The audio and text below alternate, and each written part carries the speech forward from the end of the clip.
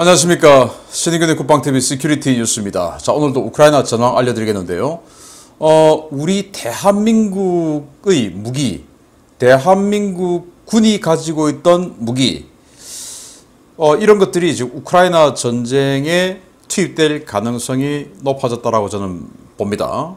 왜 그런 생각을 하는지 제가 알려드리겠고, 그리고 지금 우크라이나 이 정부에서 지금 대한민국 무기가 필요하다라는 말은 절대로 하지 않지만 대한민국이 기여할 수 해야 하는 이런 그 말들을 계속 쏟아내고 있어요. 뭐 대한민국이라고 절대 지칭하지 않았습니다. 그런데 아마 이런 것들로 인해서 미국을 비롯한 국제사회가 대한민국 당신네들 정도 되면 기여해야 되지 않느냐라는 그런 제안이 들어올 것 같다.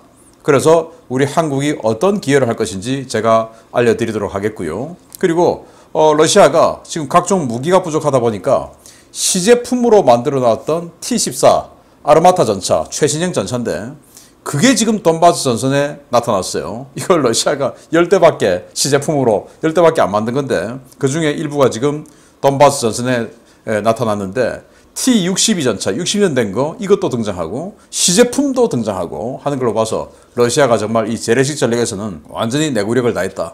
그런데 완전히 폐기해놨던 이런 정말 써서는 안 되는 이 현대전에서는 전혀 어울리지 않는 그런 포를 다시 재생해서 이 완전 극동 지역의 이르쿠츠크 이 지역에서도 그걸 재생해서 전선으로 실어보내는 이런 러시아의 상황까지 알려드리면서 지금 완전히 이제 물량전 체제로 양국이 들어갔다라는 소식을 알려드리도록 하겠습니다. 신인근의 국방TV 계속 구독, 알림, 좋아요 눌러주십시오. 자, 뭐 큰 어떤 전황 지도의 변경은 없습니다. 세베로도네츠크 이 일원에서 또 이지움 이 일원에서 전투는 계속 벌어지고 있고 그리고 헤르손 이 헤르손 지역이 곧 해방될 것 같다라고 미국의 외교관 그러니까 유럽 안보협력기구 OSCE죠. 여기에 미국 대사가 헤르손이 곧 해방될 것 같다라고 이야기했는데 어떤 내용들인지 한번 보겠습니다.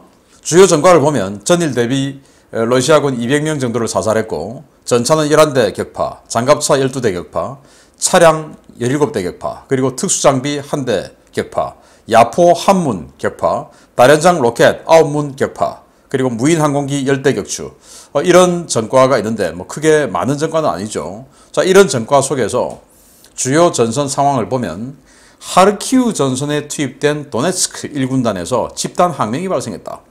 도네츠크 주는 인구가 많죠. 400만 명이 넘는데 그러다 보니까 17세에서부터 65세까지 징병을 강제 징집을 하니까 얼마나 많은 사람들이 지금 강제 징집됐겠습니까? 그래서 이 도네츠크 주에서 강제 징집된 저 같은 아저씨들은 완전히 지금 동네 북입니다.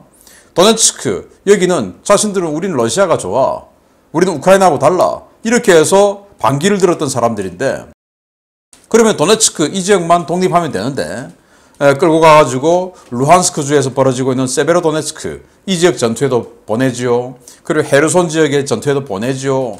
포파나야 전투에도 보내죠. 이지움 전투에도 보내죠. 그런데 거기는 그래도 돈바스하고 뭐 비슷하다 이렇게 할 수 있지만 하르키우는 도대체 뭡니까? 여기는 돈바스하고 전혀 관계없는 동북쪽인데 거기까지 투입해서 총알바지로 쓰니까 이 도네츠크 1군단은 여기저기 지금 다 찢어져 있는 겁니다. 그리고 1군단이라고 하지만 어마어마하게 많죠. 왜? 강제 징집해서 아저씨들, 저 같은 아저씨들 엄청나게 지금 끌어모았으니까. 그래서 이 1군단이 우리 여기서 못 싸우겠다. 우리가 왜 여기서 싸워야 되냐? 라고 항명을 했다는 거예요. 어제는 정규 근위 공수사단들 2개 중에서 그 일부 부대들이 집단 항명을 해서 무기를 든 채로 러시아로 지금 가고 있는, 집에 가자 하고는 가고 있는 상황. 그리고 이렇게 집단 항명.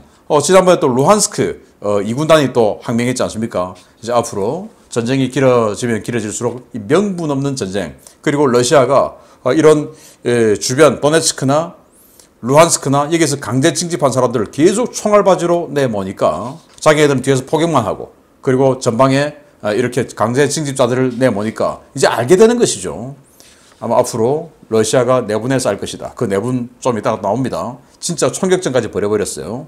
그리고 브리안스크주 그리고 쿠르스크주 이 러시아 내에 25,000명, 32,000명 해서 57,000명 배치했다.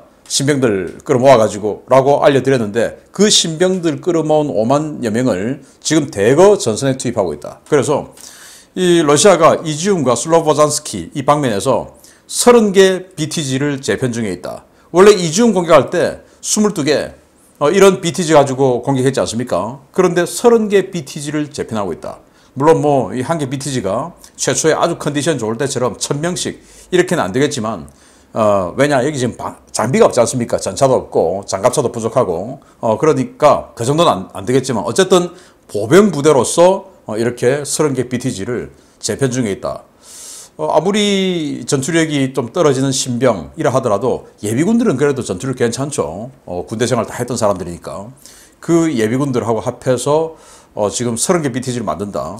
그렇게 해서 물량으로 다시, 물량, 즉 인원으로 공격을 할 것 같은데 그래서 먼저 재편이 된 이런 병력들, BTG들 가지고 다시 이즈움에서 남쪽으로 내려와서 슬로반스크를 때리고 있다. 그래서 슬로반스크 공세가 본격화되고 있고 보병으로 때리기보다는 화력으로 지금 이 슬로반스크 시를 뭐 어마어마하게 때리고 있다고 합니다. 그리고 자기네들이 보병이 지금 부족하니까 계속 원거리에서 포병 화력으로 지금 때리고 있는데 세베로도네츠크도 마찬가지다. 포격전이 심화되었고 러시아는 계속 포병을 증강하고 있다. 그리고 러시아가 리스칸스크 남쪽 졸로테 지역을 포위 시도하고 있는데 그거 제가 좀 이따가 알려드리겠습니다. 그리고 러시아가 정원군으로 지금 정원군이 이제 계속 들어오고 있으니까 포파나야 돌출부 이 지역도 정원군이 들어온 겁니다. 그렇게 해서 이제 정원군이 들어오니까 여기서 지금 수세 방어 입장으로 들어갔다가 다시 공세 모드로 전환했다. 그런데 공세에서 그 포파나야 돌출부 정면에 있는 우크라이나가 지금 점령하고 있는 바흐무트를 때렸는데 그건 실패했다. 그리고 우크라이나가 자포리자 일대 탄약고 파괴 작전을 계속 지속적으로 확대하고 있다라는 거예요. 일단 뭐 탄약이 부족하면 이 쏘는데 조금 멈칫하지 않겠습니까? 그리고 러시아가 헤르손 공항 수비 병력을 시내로 철수시켰다. 헤르손 공항이 개활지다 보니까 제가 그저께 헤르손 공항에서 5km 떨어진 지점까지 우크라이나군이 들어왔다라는 걸 알려드렸는데 아마 헤르손 공항까지 지금 들어온 것 같아요. 그래서 헤르손 공항의 수비 병력을 트럭에 싣고 지금 시내로 철수하는 사진들이 올라왔습니다. 그래서 시내로 철수했는데 아까 제가 말씀드렸던 것처럼 미국 대사죠. 바로 유럽안보협력기구 OSCE 미국 대사가 곧 헤르손이 해방될 것 같다 라고 이 정도 위치에 있는 사람이 말할 정도면 이제 헤르손은 우크라이나가 굉장히 보안 속에서 지금 철저한 보안 속에서 공격을 하고 있는데 곧 큰 변환점이 생길 것 같다라는 말씀을 드릴 수가 있겠고요. 그런데 이러다 보니까 헤르손 수비군이 4분이 생겼어요. 체첸 군하고 이 브랴트족이라는 소수민족이 있는데 이 체첸이 아무래도 자기네들이 덩치가 크고 하다 보니까 좀 시키는 입장이 있었겠죠, 명령을. 그래서 브랴트가 왜 우리만 자꾸 앞에 나가서 총알바지를 하냐 이렇게 해서 그들 간에 말싸움 하다가 총격전이 벌어져가지고 그냥 총 들고 서로 쏴버렸다는 거예요. 그래서 여러 명이 죽었다라는 건데 이제 앞으로 이런 내분이 계속 생길 것 같다.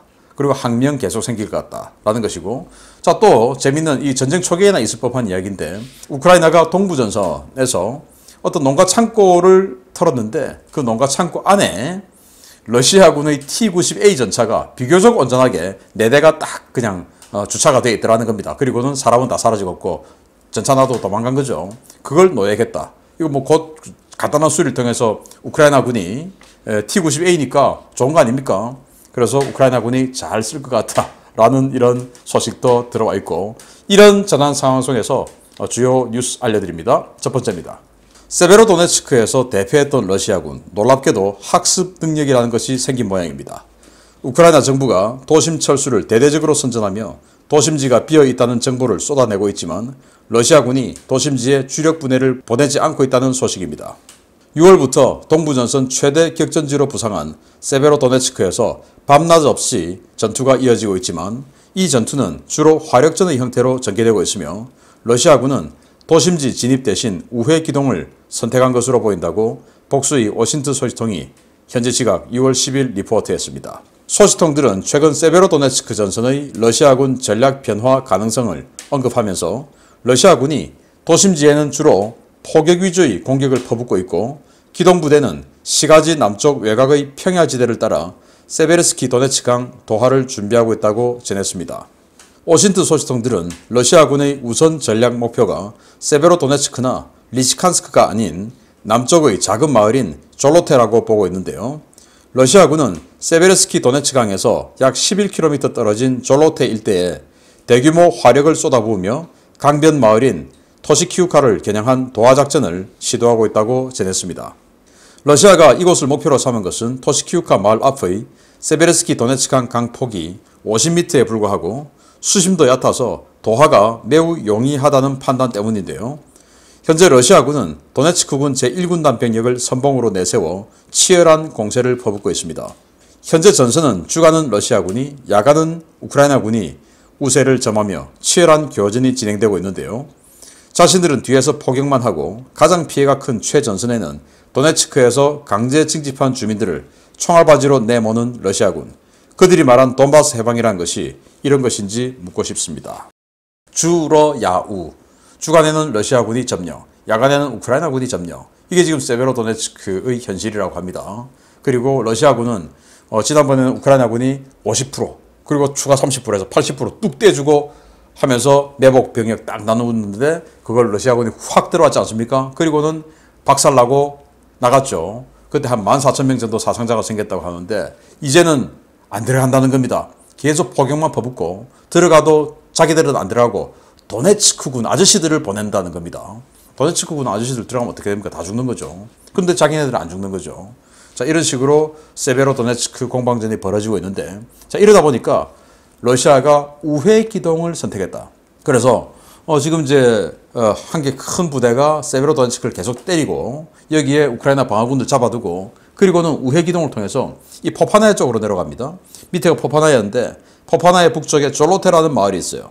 여기를 때립니다. 그럼 여기를 지금 우크라이나군이 있는데 이 졸로테를 점령하고 그리고는 이 66번 도로를 통해서 북상해서 리시칸스크를 때린다는 겁니다. 그러면 세베로도네츠크, 리시칸스크 이게 지금 이제 리시칸스크는 우크라이나군이 전체적으로 점령하고 있고 세베로도네츠크는 지금 주로 야우 왔다 갔다 바뀌고 있죠. 그래서 밑에서 올라가면서 리시칸스를 때리면 우크라이나군이 전부 지리멸을 할 거 아니냐라는 이 포위 기동에 들어갔다라는 건데 우크라이나가 이 포위 기동을 제대로 잘 막아주기를 기대하고요. 그런데 지금 병력을 57,000명 더 데리고 와서 지금 때리고 있다고 하니까 굉장히 좀 위급한 것 같습니다. 그러다 보니까 지금 우크라이나 정부는 굉장히 지금 위험하다. 빨리 무기 지원을 더 해달라라는 호소를 대대적으로 하기 시작했는데 어떤 내용인지 보겠습니다. 여기에 우리 대한민국이 움직일 가능성이 있다라는 말씀을 드리겠습니다. 서방세계, 특히 독일을 겨냥한 우크라이나의 포병 지원 압박이 점점 강화되고 있는 모양새입니다. 우크라이나군 당국이 이번 전쟁은 포병 물량전으로 가고 있으며 서방세계의 지원 부족 때문에 우크라이나군이 밀리고 있다고 성토해 주목됩니다. 최근 동부전선에서 우크라이나군은 러시아군에 패배하고 있으며 이런 패배의 원인은 절대적 열세에 있는 포병 전력과 부족한 탄약 때문이라고 바딤 스키비츠키 우크라이나 군사정보국 부국장이 현지 시각 6월 10일 밝혔습니다. 그는 영국 가디언지와의 단독 인터뷰에서 이제 최전선에서 우크라이나군이 패배하고 있다. 우크라이나가 한 문의 야포를 동원할 때 적은 10에서 15문의 야포를 동원한다 라고 지적하며 서방세계의 우리 파트너들은 그들이 가진 것의 고작 10%만 우리에게 주었다 라고 비판했습니다. 그는 우크라이나군은 하루 평균 5,000에서 6,000발의 포탄을 쓰고 있고 기존 소련 유격 포탄은 바닥난 지 오래다 라며 이제 155mm 나토 표준 탄약이 주력인데 재고가 없어서 제대로 된 전투가 안 되고 있다 라고 호소했습니다. 스키비츠키 부국장은 매일 거의 60에서 100명의 군인이 전사하고 500여 명의 부상을 입고 있다. 러시아를 격파하기 위해서는 화력 보강이 절실하며 대량의 다련장 로켓 발사기와 탄약 지원이 필요하다 라고 호소했습니다. 우크라이나가 대통령실 고문과 총참모부, 군사정보부장과 지역 관료를 총동원해서 포병 전력 지원을 호소하고 있는 것은 러시아가 낡은 치장물자까지 모두 긁어 모아 우크라이나 전선에 대량의 포병 전력을 쏟아붓고 있기 때문입니다. 러시아는 동부 이르쿠츠크에 장기간 방치되었던 구형 152mm 자주포인 2S5와 BM-27 다련장 로켓을 복원해 전선에 투입했고 전국 각지에 방치되어 있는 소련 시절 야포와 다련장 로켓, 탄약을 닥치는 대로 수집해 전선으로 보내고 있는데요.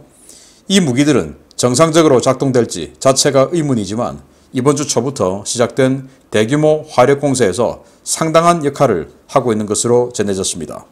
우크라이나 측의 이 같은 호소는 개전 초 하루 각각 500발씩의 스팅어와 제벌린을 써야 한다며 미국의 미사일 대량 생산 라인을 복원시켰던 것과 같은 결과로 이어질 것으로 보이는데요. 우크라이나가 치르고 있는 대리전이 잠들어 있던 미 군수 산업을 무소울이만치 빠른 속도로 부활시키고 있습니다. 자, 이게 2S7 피온이라는 자주포인데 203mm 자주포예요. 러시아군 거죠. 과거 핵까지 쏘게끔 만들었던 건데 이거 지금 쓰고 있어요. 근데 이게 지금 현대전에 안 맞죠. 북한의 주체포 같은 뭐 그런 건데 당연히 보시다시피 승무원들이 장갑화된 그런 보호를 받지 못하고 밖에서 지금 그냥 포심만 이 궤도 차량 위에다 얹어놓은 뭐 그런 겁니다. 이거 지금 현대전에서 거의 쓰지 않는 거 지금 쓰고 있죠. 그리고 동부 지역인 이르쿠츠크, 옛날에 우리 그 독립운동 하시던 분들 자유시 참변 아시죠? 그 지역에서 이런 거 2S5입니다. 이 2S7하고 지금 거의 흡사한 컨셉이죠. 이거는 그런데 203mm, 요거는 152mm. 이거 어딘가 창고에 처박혀 있던 거 안 쓰는 거 지금 안 쓰죠. 지금 이 승무원들이 보호받지 못하는 이런 자주포는 현대전에서 의미가 없지 않습니까? 우리 군도 이런 거 다 퇴했겠죠. 근데 이걸 지금 꺼내서 기름칠하고 움직이게 만들어서 지금 열차에 실어 보내고 있다. 자, 그래서 소련이 세계 3차 대전을 준비해서 얼마나 많은 포탄을 가지고 있었겠습니까? 그 포탄, 1950년대에 생산된 포탄을 지금 갖고 와서 쓰는데 우크라이나는 그마저도 다 썼다 이겁니다. 그래서 지금 우크라이나는 155mm, 그러니까 지금 뭐 M777이라든지 M109A3 같은 자주포, M777 같은 견인포, 뭐 이런 거 지금 이 서방으로부터 지원받은 거 이거 가지고 싸워야 되는데 탄이 없으니까, 기존의 자기네들 소련제 무기는 탄이 없으니까. 그런데 나토에서 장비를 주면서 얼마나 많은 탄약을 같이 줬겠습니까? 그래서 탄약 바닥이 보이면 이거 뭐 제대로 사격이 되겠습니까? 그래서 자기네들이 포 한 문 쏠 때 러시아는 10에서 15문 쏜다. 이거 화력이 지금 상대가 안 되는 것이죠. 그래서 이 근접전에서는 지금 우크라이나가 우세하기 때문에 붙으면 이기는데 붙지를 않고 러시아가 원거리 포격전으로 지금 계속하니까 피해만 누적된다. 그러니까 빨리 지원해달라. 자, 이건데 이 타겟은 첫째 독일입니다. 독일이 어마어마하게 많은 양의 MLRS 252문, 그 중에서 한 200문 정도를 이제 치장을 하는데 그거 중에서 불과 4문 주겠다고 해놓고 이것도 지금 안 주고 있죠. 그래서 독일, 야, 니들 다 내놔라 그거. 우리가 지금 대리전 하고 있지 않느냐 라는 거 아니겠습니까? 사실 유럽이 대리전이죠, 우크라이나가. 그래서 대리전 하고 있으니까 빨리 내놔라 라는 이런 호소를 하는 것이고, 또 지금 이 나토 정상회담이 곧 있지 않습니까? 스페인에서 윤석열 대통령이 갑니다. 그런데 지금 155mm 나토 탄이 자기네들이 주력 포탄이다 라고 하는데 지금 전 세계에서 155mm 나토 탄 가장 많이 가지고 있는 국가가 어디겠습니까? 미국 다음으로 대한민국이죠. 대한민국은 지금 70년째 전쟁 준비하고 있으니까 특히 155mm 이 포탄 가지고. 그래서 저는 이 대한민국이라는 이런 군사 강국 그리고 경제 강국이 나토 회원국이 아닌데 나토의 정상회담에 초청을 받아서 참여한다. 그냥 가겠습니까? 선물 보따리 들고 가야 되죠. 뭔가 조건이 있을 겁니다.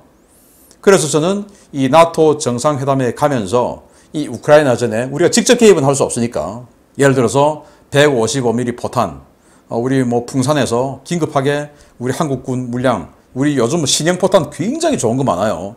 그 한국군은 신형 포탄 주고 구형 포탄, 과거 뭐 KH-179 이런 견인포에서 쏘던 거 천지로 있습니다. 그거 미국에게 발당 뭐 1달러 또는 10달러 이렇게 파는 거죠. 그럼 미국이 그걸 랜드리스법에 의해서 자기네들 예산으로 사서 갖다 주는 거죠. 그러면 우리는 우크라이나 준 게 아니고 미국에게 줬으니까 러시아에게 아니 우리는 그런 적 없다. 이런 거죠. 그리고 지금 3기가 배단에 있는 T-80 뉴 전차, BMP-3 장갑차 이런 것도 KCTC 훈련장에서 쓰는 일부 놔두고 나머지 지금 우리 뭐 후속 군수 지원 안 돼서 잘 쓰지도 못하는데 그거 그냥 다 쓸어서 전차 한 대 100달러 미국에 파는 거죠. 그럼 미국이 그거 사가지고 갖다 주는 겁니다. 뭐 시스템이 그런 거예요. 그런 식으로 해서 이 윤석열 대통령이 나토 정상회담 참여해서 우리 한국의 이 무기, 포탄, 탄약 이런 것들이 우크라이나에 전해질 수 있는, 어차피 전쟁은 여름 내에 안 끝나고 겨울 돼야 끝날 겁니다. 그래서 장기전으로 가는데 이 장기전의 내구력에 한국이 기여하지 않겠냐. 왜? 나토 정상회담 지금 최대 이슈가 뭐겠습니까? 바로 우크라이나와 러시아의 전쟁 문제 아니겠습니까? 거기에 우리 한국 대통령이 가는데 그냥 갔다 온다? 악수만 하고 온다? 웃기는 이야기죠. 그래서 드디어 우리 대한민국이 이 전쟁에 기여할 기회가 오지 않을까라는 생각을 해봅니다. 세 번째입니다. 러시아의 미래 기갑 전력을 말아먹은 원흉 중의 하나로 지탄받고 있는 차세대 전차 T-14 아르마타 전차가 러시아군의 특수군사작전에 처음으로 등판했다는 소식입니다. T-90M은 전선 투입 후 일주일 만에 파괴됐는데 T-14 전차는 얼마나 버틸지 지켜봐야 되겠습니다. 러시아가 우크라이나 해방을 위한 특수군사작전에 최신의 전차인 T-14 아르마타를 투입하기 시작했다고 돈바스 지역 친러 매체인 투데이 돈바스가 현지 시각 6월 10일 보도했습니다. 매체는 루한스크 모체에서 T-14 전차의 도로 기동이 확인됐다라며 이 전차는 방어력 증강을 위한 슬랫 아머를 추가로 부착하고 작전 지역으로 이동하고 있었다라며 한 장의 사진을 공개했습니다. 러시아의 미래 기갑 전력 구상을 완전히 말아먹은 원흉이라고 비난받고 있는 T-14 전차는 당초 2010년대 초반 개발을 완료하고 2020년까지 2,300대를 도입해 기존의 T-72 전차 계열을 완전히 대체할 것이라고 푸틴 본인이 직접 자랑했던 자칭 세계 최강의 전차였습니다. T-14는 기존의 T-90 전차보다 크게 대형화된 차체와 포탑을 갖고 있고 전투 중량도 역대 러시아 전차 가운데 가장 무거운 55톤에 달하지만 화력과 방어력 면에서 T-90과 별반 차이가 없고 기계적인 신뢰성도 기존 전차들보다 크게 떨어지는 것으로 비판받아 왔습니다. 러시아는 T-14 전차 일부를 시리아에서 시험 평가했지만 도저히 전투에 투입할 물건이 아니라는 판단하에 양산 수량을 크게 줄였는데요. 예정대로라면 70대가 벌써 생산됐어야 했지만 주 계약 업체인 우랄바곤자보드의 생산 라인 설치비, 먹튀, 사기 사건으로 현재 생산 수량은 10대가 채 되지 않는 것으로 전해졌습니다. 러시아는 자국의 최신 최강의 전차라던 T-90M 전차를 4월 말 하르키우 전선에 투입했다가 정확히 닷새 후인 5월 5일 칼 구스타프 무반동 포의 일격에 파괴된 뼈아픈 경험을 갖고 있는데요. 과연 이 T-14 전차는 며칠 만에 고철이 될지 관심이 모아지고 있습니다. 이 전차요, 좀 이상하게 생겼죠. 덩치가 굉장히 큽니다. 이 전차가 이렇게 이 사진과 함께 돈바스 지역에 나타났다. 딱 이 사진입니다. T-14 아르마타 전차의 후방부죠. 지금 뭐 이렇게 엔진 배기 가스가 올라오고 있는 걸 봐서 달리고 있는 모습인데, 그래서 T-14 전차 시제품으로 공장이 아니고 연구소에서 10대 미만으로 만들어 놓고 그 10대 미만 만들어 가지고 군사 퍼레이드 할 때마다 선두에 서서 오고 하는데, 그걸 지금 그 중에서 일부를 전선에 투입했다. 10대 미만으로 만든 수호이 57 전투기 4대 이 전선에 투입한 거하고 지금 똑같은 거죠. 전투기 없으니까 그거 가지고 왔고, 여기도 탱크 없으니까 이거 가지고 왔는데, 과연 이 탱크가 어떤 능력을 발휘할까? 그래서 원래 이 탱크 만들 때는 세계 최강의 방어력, 세계 최강의 공격력, 그리고 능동 방어 장치, 있는 거 없는 거 다 그냥 최고다라고 했는데, 여기는 지금 그런 것들은 다 빠져 있어요. 돈이 없으니까 그런 옵션 사양들 못 만들죠. 자, 그런데 저는 이 T-14 전차는 완전히 그냥 이 물장갑일 거다라고 생각하는데, 자, 보십시오. 위에가 T-14 아르마타 전차입니다. 아래가 T-90M 전차입니다. T-90M 전차 굉장히 작죠. 이거 엄청나게 크죠. 너비도 더 넓고 길이는 엄청 더 길고, 그리고 아까 보셨다시피 포탑도 엄청 높고, 그래서 전체적인 덩치가 엄청나게 더 큽니다. 그런데 이 T-90 전차의 무게가 49톤, 이건 55톤. 그럼 뭡니까? 내부 텅 비었단 말 아닙니까? 물장갑이란 말이죠. 우리 한국의 K2 흑표 전차, 이거보다 작아요. 그런데 우리 K2 흑표 전차가 55톤입니다. 근데 이게 어마어마하게 덩치가 큰데 우리 K2 전차하고 똑같이 55톤, 이 49톤, 이거 방어력이 크게 되겠습니까? 그리고 능동 방어 장치 붙인다고 한 이런 옵션들 다 없고 그냥 달리고 쏠 수만 있는 이런 능력의 전차까지도 이제 시제품까지 가지고 와서 전선에 투입할 정도로 러시아는 이 무기 분야에서 너무나 부족하다. 그런데 지금 포병 화력을 워낙 지금 많이 동원하고 있으니까 그게 지금 이제 우크라이나가 밀리고 있는 건데, 우리 한국이 이번 나토 정상회담을 통해서 뭔가 기여할 가능성이 있다라는 말씀을 제가 드리면서 한번 지켜보도록 하겠습니다. 기여했으면 좋겠습니다. 계속 알려드리겠습니다. 마치겠습니다. 감사합니다.